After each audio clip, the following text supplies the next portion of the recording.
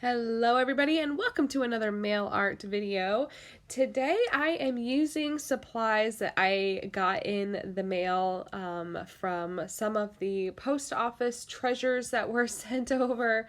Basically these are just items that were sent to me to my P.O. box by people who watch the channel and wanted to create something and send it over.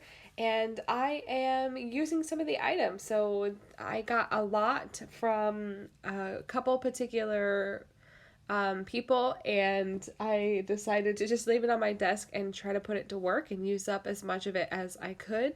And I actually do really well. I think by the end of this video, other than like the giant pack of stickers, I think everything is pretty much gone by the end of this video. So that's really exciting.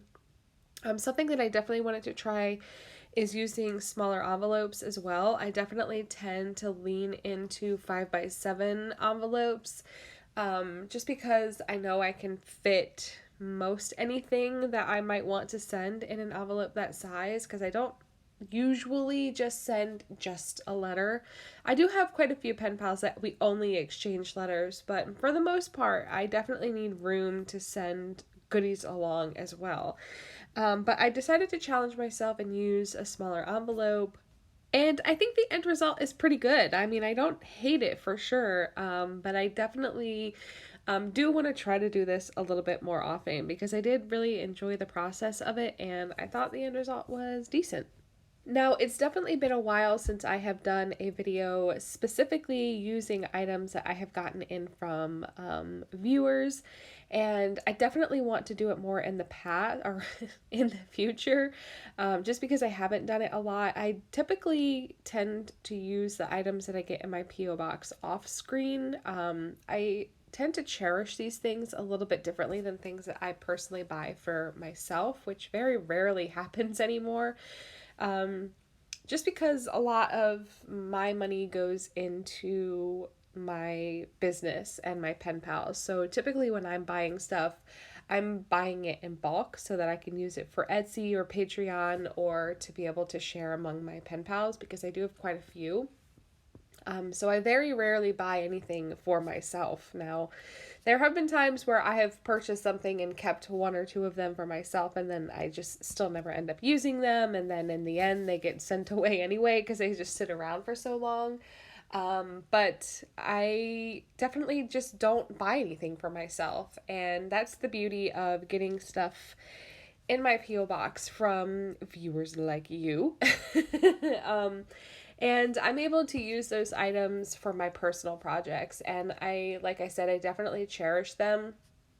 I don't typically film using them just because that's like a form of therapy for me when it's really late at night or during the weekends when we're just sort of relaxing and not really doing a whole lot. I typically take those moments for just me. I use it to decompress after a particularly hard or long day, or um, if I'm just hanging out on a Saturday or a Sunday while the babies are napping and I just want to relax on the couch and I don't really want to film, but I want to create. I'll just gather a bunch of things and go sit down on the couch and do that in the space with my family. But I definitely want to start doing it more in the future because I know what it feels like to have something that you've created or sent into someone show up on screen. I know how special that can be because I've done it a lot in the past. But definitely, I definitely want to make sure that the people that are sending these things in know how much I appreciate them and see them being used on screen. So I'm definitely going to endeavor to do that more often in the future. While still keeping in mind that I definitely do want to keep some things sacred and, not feel the need to film them all the time. Typically, when I'm filming, I'm already doing it, so it's not a big deal just to turn the camera on. And sometimes when I film, it's strictly intentional, it's for the process of it. So, yeah, it's definitely a give and take there for sure. But yeah, I love the way these envelopes end up. These treasures were just so much fun to use. And this particular bundle was a lot of the Tim Holtz stuff, which, if you've been watching me at all this year, you know that I've been powering through and trying to use up a lot of my Tim Holtz stash because I have a lot of it and I need to get rid of it. So I'm basically just showing you there that I need to figure out the address situation.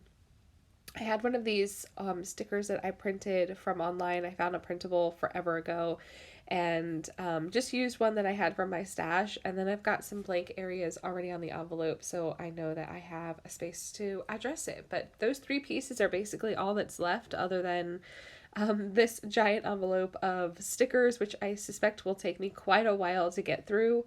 And then, of course, those vintage postage stamps, which I did use quite a bit of. I think every envelope got 1 or 2 or 3. So I did a pretty good job of using them up, and they are divine. You guys know I love vintage postage, especially internationally. I have a lot of US vintage postage, and sometimes you just get numb to the same designs over and over and over. And I feel like other countries are far more superior when it comes to stamp design. So I just really love getting postage from other countries.